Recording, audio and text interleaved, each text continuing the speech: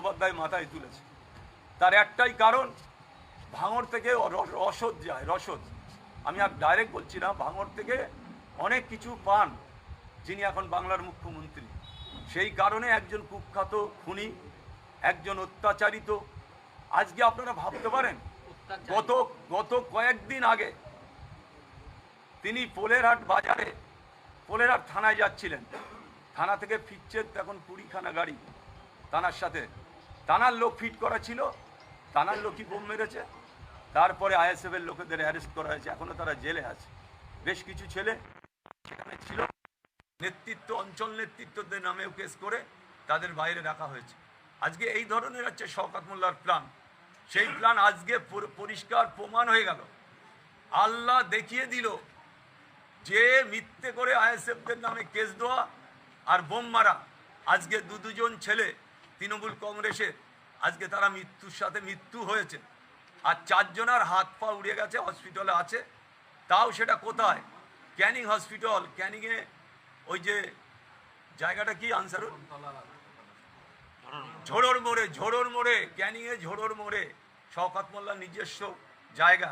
সেখানে 4 জন ভর্তি আছে, কারুর পা চলে গেছে, কারুর হাত চলে গিয়েছে।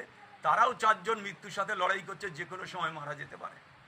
আজকে এই ধরনের চক্রান্ত, এই ধরনের অত্যাচার, আমি সেই কারণে আমি বসে থাকতে পারিনি, যে আমি বসে থাকতে পারিনি। তারপরে আমি সিদ্ধান্ত নিয়েছি যে আমি আইএসএফটা করব।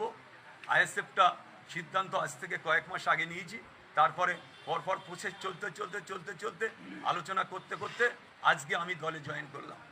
আমি শুধু একটাই কথা বলবো, যে 2জন পীরজাদা, যাদের নেতৃত্বে গোটা রাজ্য কেঁপে উঠেছে, আজকে যাদের নেতৃত্বের প্রতি বাংলার মানুষ আস্থা রাখছে, আমি সেইরকম একজন ব্যক্তি, সেইরকম নেতৃত্বর হাতে হাত দিয়ে আজকে এই দলে আমি অংশগ্রহণ করলাম। এটা আমার গর্ব। আমি এটা মনে করি যেটা আমার গর্ব, যে আজকে নওশাদ ভাই, আব্বাস ভাইদের মতন ব্যক্তিদের হাত ধরে আমার পাশে আমার দলের সভাপতি বসে আছেন, একজন শিক্ষিত অত্যন্ত ভদ্রলোক। তাদের নেতৃত্বের প্রতি আজকে আমি শুনি, বক্তব্য শুনি, আমার সেক্রেটারি এখানে বসে আছে, অত্যন্ত বক্তব্য দেয়, সুন্দর বক্তব্য। হয়তো আমরা এতটা ভালো বক্তব্য নাও দিতে পারি, তবে আগামী দিনে আমি শুধু একটা কথা বলবো, যে ভাঙড় আর ক্যানিংয়ের শান্তি বজায় রাখার জন্যে একদিকে মানে সবাই মিলে ভাঙড়কে শান্ত করতে হবে। যেমন নওশাদ ভাই আছে, তিনি যেভাবে নির্দেশ দেবেন, যেভাবে